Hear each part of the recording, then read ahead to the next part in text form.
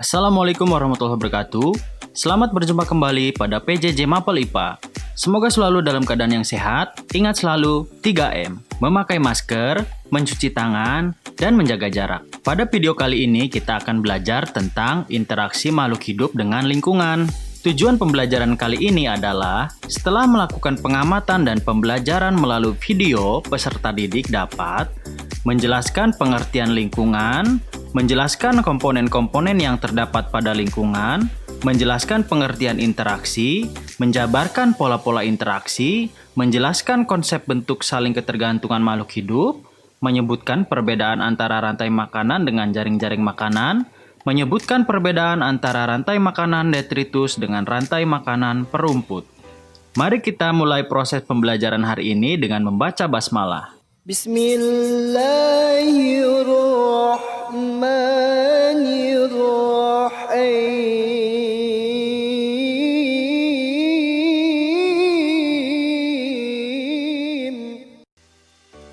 Yang harus pertama kita ketahui adalah apa itu interaksi, kemudian apa itu lingkungan. Interaksi adalah hubungan yang terjadi antara komponen-komponen baik biotik maupun abiotik yang bersifat timbal balik. Kemudian, lingkungan secara umum dapat diartikan sebagai segala sesuatu di luar individu. Segala sesuatu di luar individu merupakan sistem yang kompleks sehingga dapat mempengaruhi satu sama lain. Lingkungan terdiri dari dua komponen, yakni komponen biotik yang terdiri atas makhluk hidup seperti manusia, hewan, tumbuhan, dan jasad renik. Yang kedua yaitu komponen abiotik yang terdiri atas benda-benda tak hidup seperti air, tanah, udara, dan cahaya. Kita akan belajar mengenai interaksi yang pertama, yakni rantai makanan. Rantai makanan adalah peristiwa makan dan dimakan antara makhluk hidup dengan urutan tertentu. Dalam rantai makanan, ada makhluk hidup yang berperan sebagai konsumen, dan ada yang berperan sebagai produsen. Konsumen yaitu makhluk hidup yang tidak dapat membuat makanan sendiri, melainkan bergantung pada makhluk hidup lain. Contohnya adalah manusia dan hewan. Sedangkan produsen adalah makhluk hidup yang dapat membuat makanannya sendiri, contohnya tumbuhan hijau. Rantai makanan ada dua jenis, yaitu rantai makanan detritus dan rantai makanan perumput. Rantai makanan detritus adalah rantai makanan yang dimulai dari serpihan organisme yang sudah mati atau detritus. Sedangkan rantai makanan perumput adalah rantai makanan yang dimulai dari organisme produsen atau tumbuhan hijau. Interaksi yang kedua yaitu jaring-jaring makanan. Jaring-jaring makanan merupakan sekumpulan rantai makanan yang saling berhubungan satu sama lain. Sedemikian rupa sehingga membentuk seperti jaring-jaring. Jaring-jaring makanan terjadi karena setiap makhluk hidup tidak hanya memakan satu jenis makhluk hidup lainnya. Interaksi yang ketiga adalah piramida makanan.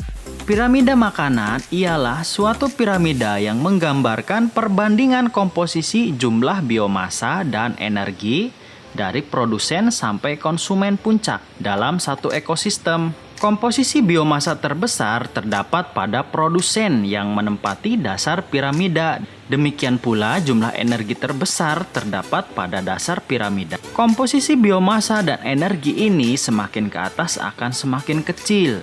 Karena selama proses perpindahan energi terjadi penyusutan jumlah energi pada setiap tingkat tropik. Yang keempat adalah persaingan atau kompetisi.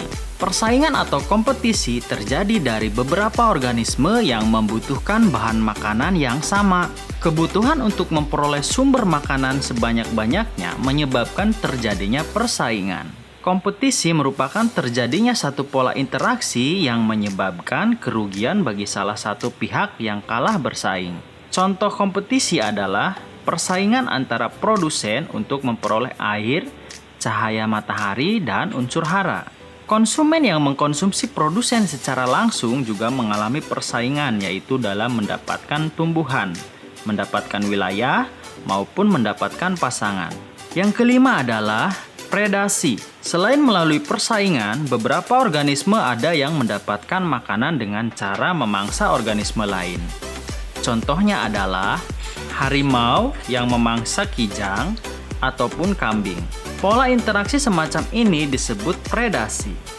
Organisme yang memangsa organisme lain disebut predator, sedangkan organisme yang dimakan atau dimangsa disebut prey. Selanjutnya adalah simbiosis. Beberapa makhluk hidup dapat hidup berdampingan tanpa melakukan kompetisi maupun predasi. Pola interaksi seperti ini disebut simbiosis. Simbiosis adalah interaksi antara dua makhluk hidup yang berbeda jenis dalam satu lingkup. Ada beberapa macam simbiosis. Yang pertama adalah simbiosis mutualisme. Simbiosis mutualisme adalah interaksi antara dua jenis makhluk hidup berbeda yang saling menguntungkan. Contohnya, kupu-kupu dan tanaman bunga. Kupu-kupu menghisap sari-sari makanan dari bunga, sedangkan tanaman bunga dibantu proses penyerbukannya oleh kupu-kupu. Selanjutnya, burung jalak dan kerbau. Burung jalak yang hinggap pada tubuh kerbau mendapatkan kutu dari kerbau, kemudian kerbau menjadi terbebas dari kutu. Selanjutnya, ada simbiosis komensalisme. Simbiosis komensalisme adalah interaksi antara dua jenis makhluk hidup berbeda, di mana satu individu mendapatkan keuntungan, sedangkan satu individu lainnya tidak diuntungkan maupun dirugikan. Salah satu contohnya adalah anggrek dengan pohon yang ditumpanginya. Tanaman anggrek diuntungkan karena menempel pada batang pohon yang tinggi, sehingga memperoleh sinar matahari yang cukup untuk fotosintesis. Sedangkan pohon yang ditumpanginya tidak mendapatkan keuntungan maupun tidak dirugikan. Yang kedua adalah ikan remora yang mengikuti hiu. Ikan remora akan memakan sisa makanan yang berada di sekitar hiu. Selanjutnya ada simbiosis parasitisme. Simbiosis parasitisme adalah interaksi antara dua jenis makhluk hidup berbeda, di mana satu individu diuntungkan sedangkan satu individu lainnya dirugikan. Contohnya, benalu yang menempel pada pohon mangga sebagai inangnya. Benalu mendapat tempat hidup dan mengambil air dari pohon mangga, sedangkan pohon mangga sebagai inangnya akan terhambat pertumbuhannya, bahkan lama-lama bisa mati karena kekurangan air. Itulah tadi pembelajaran mengenai interaksi makhluk hidup dengan lingkungan. Untuk mencari materi yang sudah disampaikan sebelumnya, bisa kalian cari di link pada deskripsi. Semoga pembelajaran hari ini bermanfaat. Jangan lupa like, share, dan subscribe channel ini. Sampai jumpa pada materi berikutnya. Wassalamualaikum warahmatullahi wabarakatuh.